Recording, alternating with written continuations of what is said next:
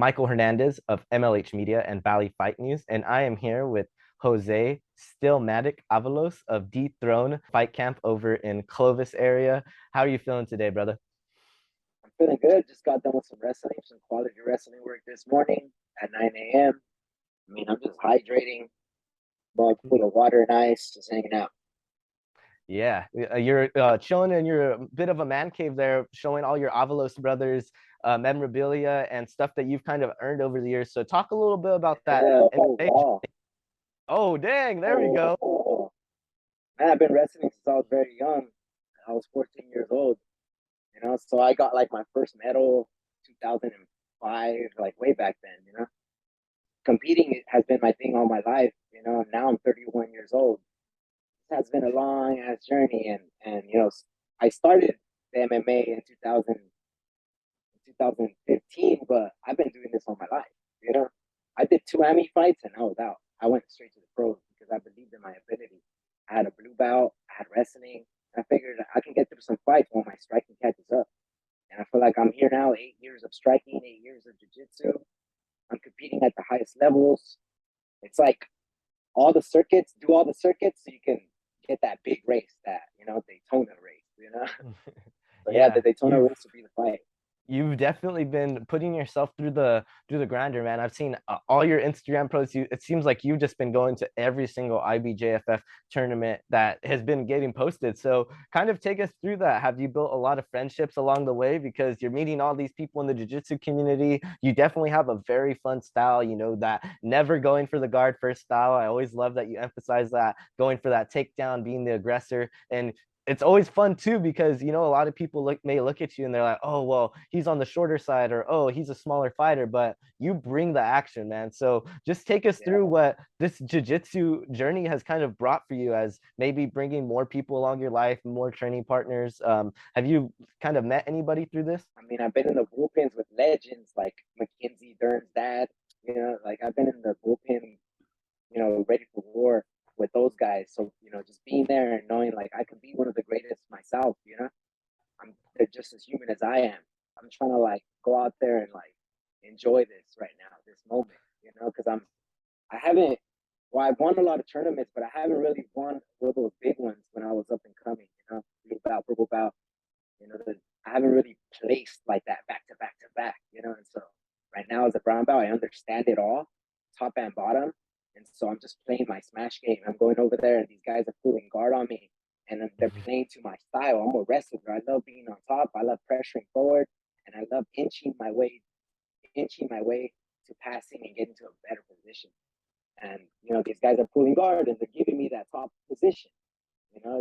Why can't we just wrestle and like see who the better wrestler is? And if I end up on my back, then oh wow, I fight them there, right? If you end up on your back, then cool, it benefits them, right? But they're just pulling guard and they're benefiting my style, and I'm going out there and I'm smashing competition out. I Yeah. mean, the patch said it. Coach Mike Moreno's patch, Smash Jiu-Jitsu. It Yes. says it right there. Smash means you got to be on top. With gravity on your side. That's exactly what I was going to go into, man. Your coach, Mike Moreno, he has the whole smash jitsu thing going. So do you really Yeah. take a lot from Coach Mike? Because I know your guys' relationship, it's closer than probably I've seen any other fighter to coach. I mean, you guys are everywhere together. It seems like you guys are always side by side. So walk us through that relationship that you've developed with Mike Moreno. Damn. I was in high school. I was on the newspaper, right? I won this tournament. I'm going to league, right? I'm getting that recognition. I'm on the newspaper. Coach Mike, when I was in high school, he comes with Ken Shamrock, the MMA fighters, right? Ken Shamrock, he's Yeah. going to start the same card as him. He comes to my gym and they have a speech. He's signing autographs and I get his autograph and I was inspired to know that like he's out there fighting. I was inspired, not knowing that years later I would end up at his gym. You know, I just got Yeah. invited and I rolled up with. I thought it was cool having a gi on the wall, a little karate suit. I just it was inspiring. It was inspiring, and finally pulled it off. And I went into that gym and been with Mike for 8 years now. We've been at our. I seen him at his lowest. He seen me at my lowest. But we never gave up. We always pulled through. We always had each other's back. I remember I would tie the hood of a car that was parked in my yard. No tags, no insurance, and hey, you got 5 on it, like we gotta go train, and like we'll take it out in the country and we'll just try to like go around Selma just to get to the gym. Like we we've basically gone through the dirt and come out. I trusted Mike Moreno as a purple belt. He went through his brown, I witnessed it. Now he's at his black, and man, that's that bond, that's that trust, that's that loyalty, and I mean I just been with him. He happened to invite me over here to Dethrone, that they needed a jiu-jitsu coach, and I was helping my other coach Ralph in Salma, just being like a mentorship, just kind of like just watching and seeing what he does, because I don't have kids of my own. I don't know how to, treat these kids and when they misbehave. Like I don't know how to go about that. So I was watching and I was learning, and then finally I got a coaching job, right, to take the kids class. And yeah, I'm right here at Dethrone now. I'm helping the fighters. I'm leading the way, I'm trying to kick down doors to UFC and just be like, let's go, everybody in, you know. I never would have had any idea that you have stuck with him through his purple belt. Because like how you said, a lot of guys oftentimes they're like, no, I don't want to go to a gym unless that guy's got a black belt. But that just goes to show that you really did trust the knowledge of Mike Moreno, and you knew that he was going to develop into the mind that he is today. And he has managed to get quite the staff over there. He's got Russell Carrows helping you guys over with the wrestling department. He's got Coach Drew helping you guys over at Muay Thai. He's got Rick Falcon over there helping you guys set up all your fights, getting you guys set up with all those great sponsors, man. So Mike Moreno is definitely a smart dude, and it's great to hear that you guys have been through the great mind. been through the other together for sure. But touch on I know you hail from Parlier, and that's probably the gym that he actually visited when he went to go visit you back in your wrestling days. How was it growing up in Parlier? Because oftentimes it's kind of, that it's subsided as oh, you're going on the way to Fresno and there's Parlier, but you and your brother Christian have definitely been putting Parlier on the map. It's getting away from so kind of go into it, man. What is the city of Parlier meant to you guys coming up, and how does it feel to be a kid from Parlier going from those wrestling rooms to now fighting for Uriah Faber's A1 Combat, for Combate Alliance, for organizations like that you watched as a kid, and you're like, now you're on that stage, So take us through that, man. Take us through growing up in Parlier.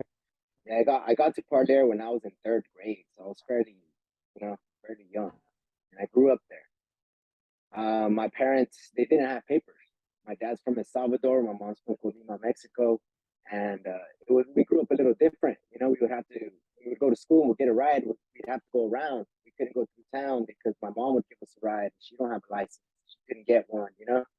So it was different growing up, and it was tough. And seeing your parents struggle. It was 4 of us, and it's like got 4 kids, and me and my brother were bad, and it was just like it was hard for my mom to handle everything, the kids, and just my dad was working. I mean, normal kind of thing, but it was just like seeing my parents struggle, and never seen my dad like give up. Always out there, always working. He's still working right now. Like it's like that's inspiring to me, Like that's where I get my fire from. And then just all the gang stuff in town, all the gangsters. Like I'm lucky that wrestling room was there, and I was able to pull my brother off into the wrestling room, because we would have got engulfed in that. At one point, I was selling weed to pay my gym membership, pay my phone, and just paying these gangsters money too to leave me alone. I was deep in the shit, and it was just like I needed to get out of there. And I hurt my back. I was disabled, and then I ended up going to school. Right, your body can't work, and your mind can, right? And then I went to school, and that's when I started stretching and going and doing jiu-jitsu. So yeah, man, Parlier built me. I used to work in the fields, to help myself if I can get clothes for school, and like being in that fire, like fuck. And then being in that old school scene too, like we used to turn up the heater in high school. We used to like turn up the heater, and sometimes the teachers would turn it down, like, but we had a plan that there's this guy Diaz that if his room is across from the wrestling room, and we tell him, hey, like if I finish my work, can I go cut some weight? I got a tournament, and then like we'd go and we'd turn on the heater, and then we'd go back to class or whatever, and then like we'd be able to grind, and the mats are nice and soft, but it builds fire, like to be in that heat, like in the sauna, like yeah, it feels that grit, up in that era. Now you can't do it anymore. You can't hire up the heaters because they get in trouble and stuff. You know, they're on that.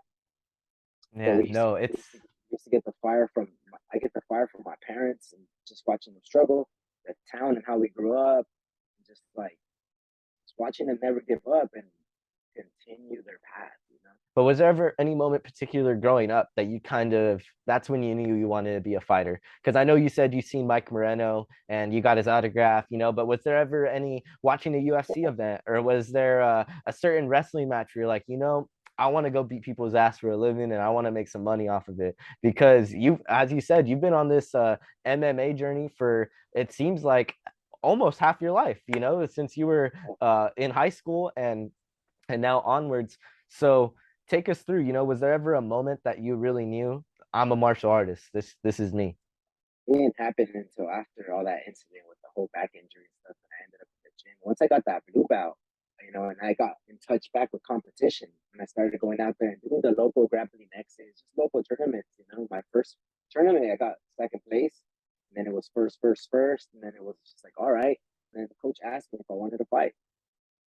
You know, I I didn't really go into it with that mindset that I'm gonna fight one day. You know, he just asked me if I wanted to fight, and I went into it.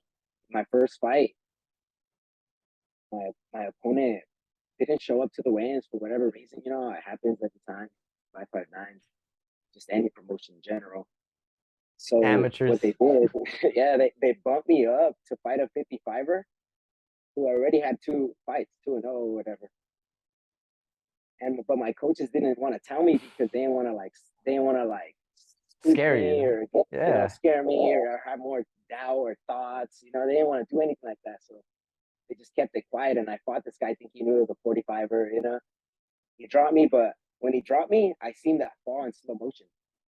I was falling in slow mo, and I was like, "Damn, I can't believe I got caught." I was able to have a conversation on my way down, and when I hit the ground, like that, I heard the rumble of the mats, boom, of the cage, boom, and then I woke up and I was like, "Oh shit, it's hit." You know, we're on our knees, and then I started wrestling, and then he tried to adjust his arms, and he went over my armpits, and I did like a drag by look away, boom, and I took his back, Kimura grip, and I was sitting too high, so he bumped me over, and that led me to like getting the Kimura, causing him to roll. I ended up to an armbar transition. I ended up winning with the belly down armbar. It was one of those scenes where like I get knocked down, then you chase him and you run into his stuff. And then after, like at the after celebration party, they told me like, "Hey, this guy had like 2 fights. He was like another weight class ahead of you. Your opponent didn't show up. We just didn't want to tell you." And I was like, "Oh shit," you know? Oh damn. And I was a 45er. I fight at 35. You know? Was Coach Mike and back in your corner back in those days? Was he the one that encouraged that matchup? I mean, he believed in me. He believed in me. I was in there training hard, you know, for years, and one of the hardest trainers in there, and would have missed days and stuff. So he believed in me, and I got it done. It's been almost a year now since you've last gotten that octagon, and it sadly hasn't been up to your choice. You know, you've had some opponents drop out and everything like that. Was there ever a point in your pro career where, because you've had a ton of matchups like this, where opponents just have not been able to make weight, or opponents just haven't been like that? Has there ever been a point where not so much the fighting itself has made you want to deter from fighting, but the opponents, you know, constantly having to always look for an opponent, you know, as you said, you're only growing older, so it makes it harder to, you know, so how is it navigating as a regional pro fighter, trying to make your way into the UFC? How is it navigating these matchups, and then at the same time having to kind of look at your age and be like, all right, like I got this much time, you know? And is it a little bit difficult, you know? Is there challenges there that you would kind of want to share? I mean, it is kind of frustrating when somebody doesn't make weight. I've never missed weight. You know, like I'd rather die before I miss weight. You know, I've been to the point where I have to cut 2 the day of the fight right there and there on the scale because my scale was wrong. I mean, it's kind of frustrating when people miss weight, and this was my 4th time already that I accepted actually the fight. I accepted the fight, and I accept every single one of them. All these guys have missed weight. When I went to Miami, like I missed weight. You know, I had to gain some weight just to be clear and fight them. Like, you know, you got to be Yes. somewhere underneath 10 pounds from your weight. I'm at 45 right now. This morning, check my story. I'm at 45. If I get a call within 2 weeks to go fight in the UFC, I can get down to 35 easily without even like, you know.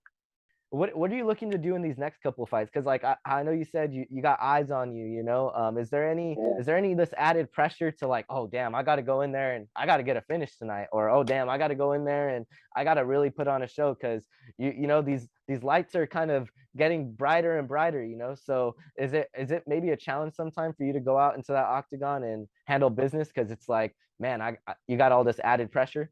Yeah, I guess you're spacing it out like really far. You know, I try to fight 3 times a year, but you're like spacing out really far. I'm thinking about no space in between. You know, no like the margins in between the fight. I'm making every day count.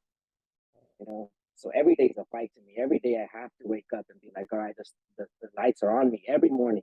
The lights are on me every day. The lights are on me. I'm the tip of the spear at my gym, man. I got young fighters who are looking up to me too. You know, who like are looking up to me to see like, is this worth it? You know, they're looking for me. They're looking up to me, and they're training with me. And I mean, I do got a lot of pressure on. Not only because I'm 2 fights away from maybe making it and getting a fight for a contract or so, 2 more wins. You know, I can't allow mistakes. I'm not fighting for a championship, but damn, I can touch base in the UFC. It's just like once I break through, I break through. Ain't nobody saying no. Ain't nobody missing weight no more. It's like now we're in. Now we can start. I'm well taken care of when it comes to like the engine, the lungs, and everything. And I want to be that older fighter that these young 20-year-olds got to watch out for because not only can he hang more than you, like can he push more than you, but he's very smart. So overall, I just want to be dangerous by the time I get to that older stage. I just want to be well rounded. A Damian Maya mixed with a freaking Adesanya mixed with a Shaw. You know, like some just emulating all the best and just try to be the best I could be. Inspires Yeah. me, man. I see my progression. I see it every day. To ask your brother, he feels it and he's good. Yeah.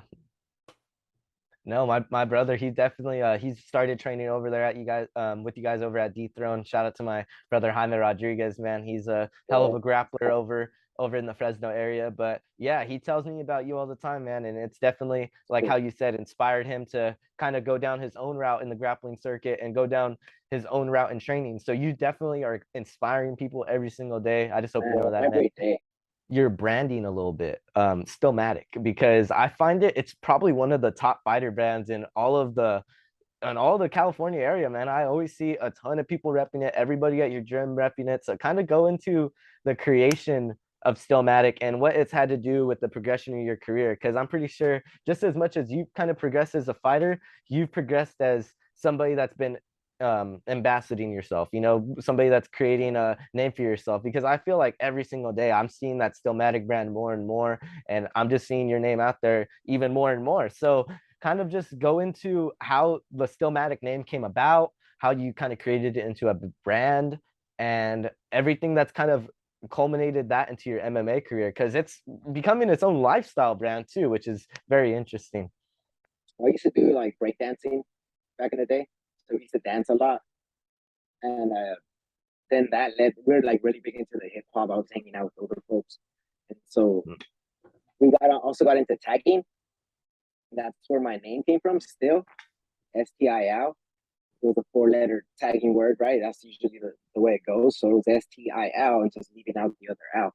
We just call it still, right? Well, when you're in graffiti, you kind of don't want to burn out your name because you don't want the cops knowing who you are or whatever, then coming knocking at your door saying, hey, why did you do this, right? So Yeah.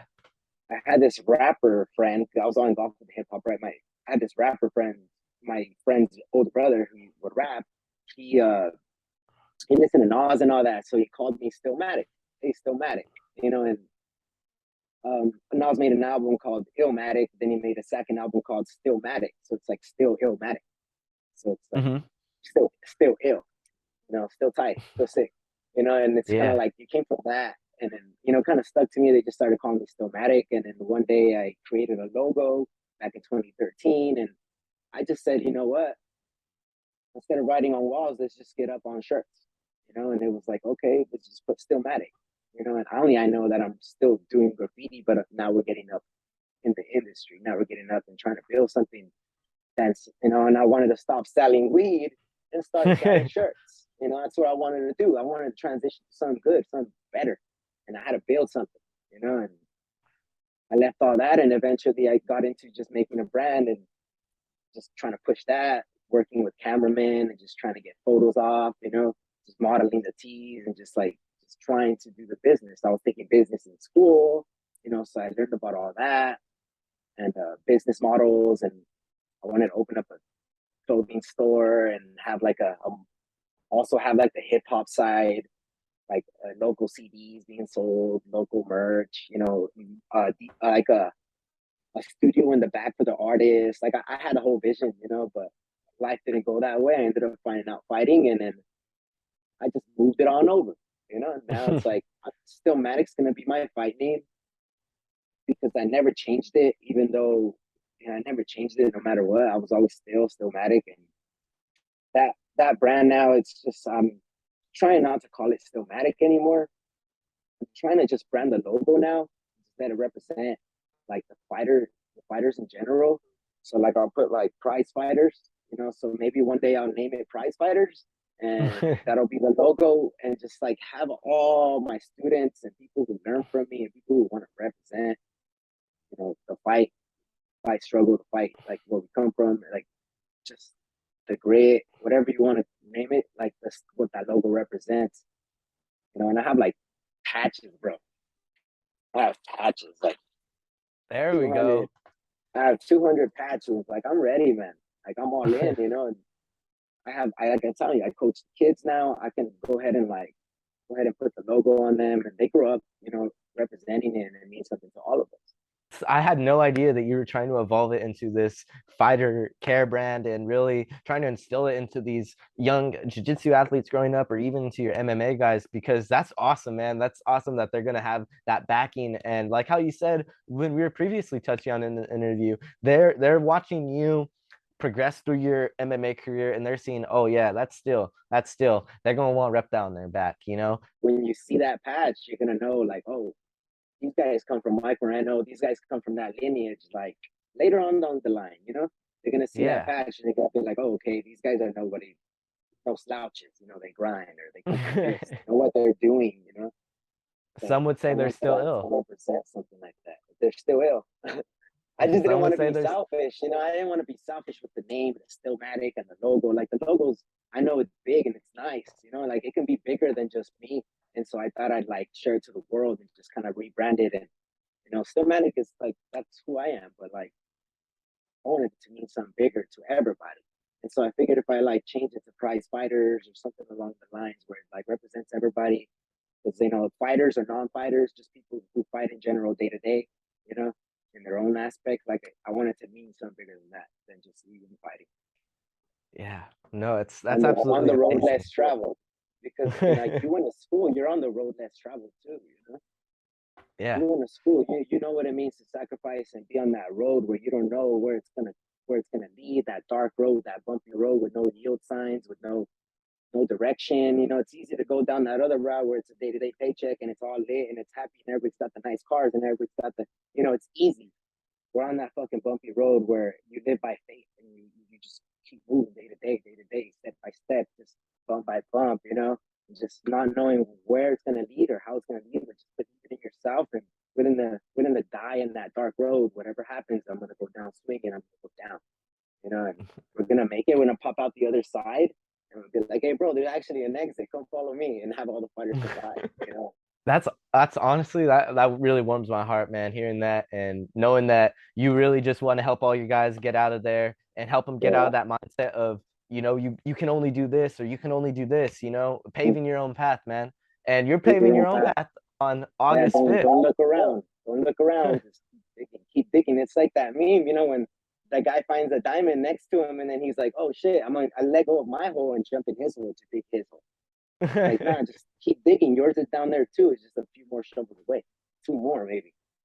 Two more Yeah. shovels away, and then we can get there. You know? No, that's all it takes, man. You just got to really keep your head down and keep on working, which you're gonna keep on doing on at the Tachi Palace, man. You're gonna get your fight finally. So excited to get to watch you and your brother in action on August 5th, correct? At the Tachi Palace Casino for Uriah Yeah, I Faber's think it's A1 August Combat. 4. think it's August August 4th. 4th. Yeah, I Okay, want to say it's August August 4th. 4th. I'll make sure to put up a graphic as well. Because I know sometimes they flip flop the days of Friday and Saturday, man. But is there anybody you wanted to give a shout out here? I know we're winding down on the minutes here. I wish we could talk all day, man. Yeah, Maybe one day we're gonna have to.